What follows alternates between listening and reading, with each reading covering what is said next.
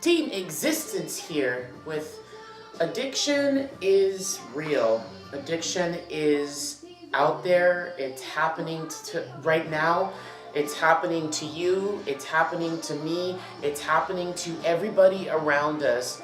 And the reason why I am actually doing this video finally and a little bit sooner than I had anticipated was because I just lost a friend that I knew from a while back to addiction. And it's not something that you can just toss to the side and think that, like, you know, you can just sweep it under the rug. It really is happening, and it's happening to a lot of people, and it is becoming an epidemic. Call it a disease, call it whatever you want to call it. It is so severe, and it's scary to think that these medical companies are filtering all this addictive medication out for people's pain and suffering, and then these doctors are prescribing all this stuff to them, and then they're becoming addicted, and it's becoming more of an issue, and all of a sudden one small fall, you end up at the hospital getting a few pills, ends up being years and years of just destroyed life. And it really does destroy your life because it completely alters your brain, your thought. The reason why I'm even saying any of this is because I have addiction issues myself. I've had addiction issues in my past, and I still work through some of my addictive behaviors and things that I've been addicted to. And so, and I've also had friends, very close friends, who I've seen their lives just turn upside down with just one small thing, one injury, one emotional something. They turn to drinking, and it's so easy for your brain to enjoy that beautiful, good, relaxed, numb feeling, yet the issue is that it's not really fixing what's actually truly going on, what is hurt, what is injured, what needs the actual repair. It's just numbing it and all that, and crazy. I just lost a friend. It's crazy. Like, how do you even comprehend getting a text message or a phone call saying someone you knew from childhood is dead because they overdosed on heroin or meth, and they've been in a coma for such a long period of time, and you know, all it is a waiting period, and their body's just, it's too much. And all I can say is that if you do have something that you're going through, it's okay to ask for help, and it's so much more empowering to get off of it and feel what real life is, because real life is not behind a drug.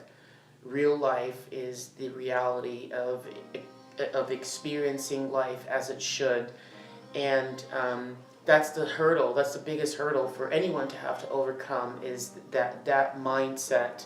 When you're on it, everything is so altered. And it's such a frustrating fight. It's so frustrating, and I have taken it upon myself to seek a counselor, stop the behavior, and talk to someone and find out, you know, what is the root to drinking, what is the root to smoking, what is the root to cocaine use, what is the root to the heroin use. What is the root? Was it because you were in college and you needed to stay up a little bit longer, and so you started taking something that kept you going? Or was it because you could not get enough sleep, and so you started taking something, and then before you know it, you drank and you never woke up? It's unbelievable to live a life where you actually have people around you who I've personally seen go through these things, and it is terrifying to realize that someone barely made it, and it just took one person knocking on the door, finding them and getting them to the hospital, or just some kind of act. It's just too close to home. And also too, enabling is a major factor. How can you not? How can you not? You've got a loved one that's in pain, and their brain isn't there. And so of course you want to keep them at a good positive emotion.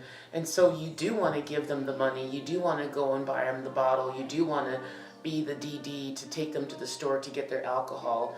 You want to be the person that tries to get them, get through all of it. And yet in the end you're really not helping them at all. You really do make it a really bad, you make it a lot worse.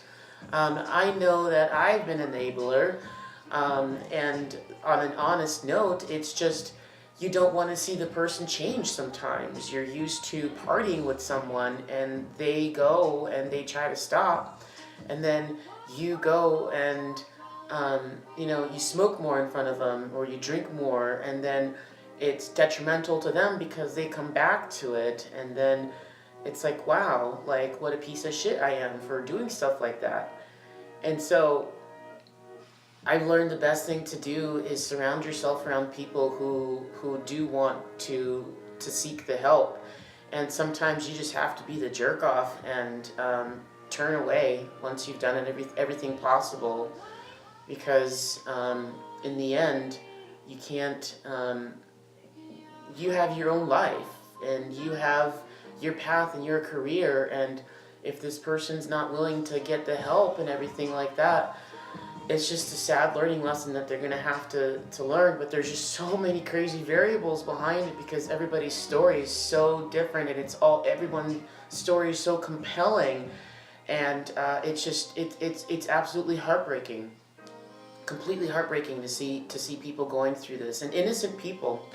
The stories from I've heard of what has happened to friends, just simply going to the hospital for a broken leg, and then 4 years later, they're in rehab, and they're on meth now because they need more. They need more of that fix, that good feeling for 30 minutes to an hour.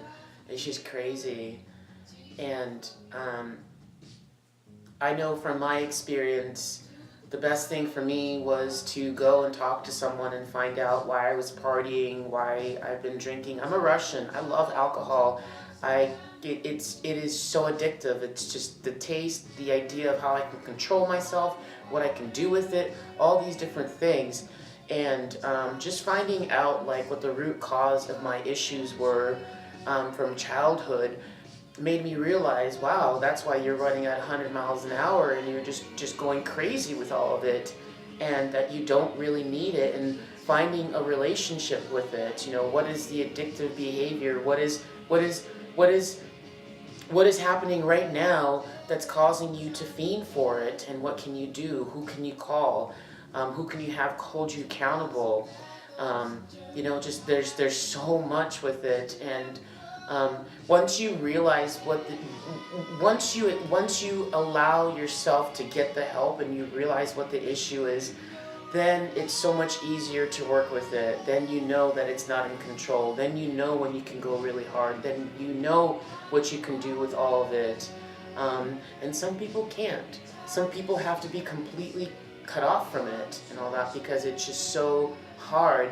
And who would have ever thought that a liquid, a powder, an injection, whatever, could be such a root of evil for so many humans to have to go through. And it's really unfair that people, you guys, whoever's going through it, having to go through it. And I always say, for those of you who have overcome it, I am so damn proud of you. Good for you. It's a daily process, talking to yourself, and be proud of yourself. And for those of you who are looking to help someone, tough love. Tough love is what it is. And they're going to get mad, and they're going to scream, and they're going to do all those things. And in the end, once all of that toxicity is out of their system, they'll eventually come around. You can't. It's so hard to not want to feel bad and everything. You just have to remember, it's not them. It's the chemical inside of them that's controlling the individual. It's not the person who you love. It's not the child that you birthed, or the person you were married, or who you grew up with. It's the drug that's them. They're in there somewhere. They're just asleep, and it's just finding a way to get them to move forward. And it is a very, very, very big thing that's going on, and I'm aware of it, and it's just heartbreaking to just find out that, wow, a friend's dead of an overdose, and it's just crazy. So, Amy, my good friend, I know you were really, really close. Just take everything day by day, and remember all the good memories that we had, because we did have lots of good memories with our friend. And she's not suffering, and she's in a different place. And this world was just not meant for her, and she was in a lot of pain, and whatever was going on was too much, and her body and soul gave in. So I really do hope that she's walking in the meadow of beautiful flowers and just with at peace with herself. Addiction is real, guys. It's the real deal, and this is quite the raw video, so I'm not going to edit or anything like that. Let me know if you guys liked it and all that stuff. I do have some things that I really do want to share, but until I get a really good following and good conversation going, I don't really want to spill my guts. But I do have some really, really compelling stories of my past in regards to addiction and what it's done to my life, and I really would love to share that with you guys. So let's get some more people on board, so we can really all be a part of a great movement, and just be a part of this amazing channel that we talk about everything, we do everything. So today's more on the down low, tomorrow might be a little bit more high or whatever. So I hope this helped out. I touch lives with one video at a time. Look up, because you might see something. Take action, and don't forget, practice what you preach. With that being said, peace, guys.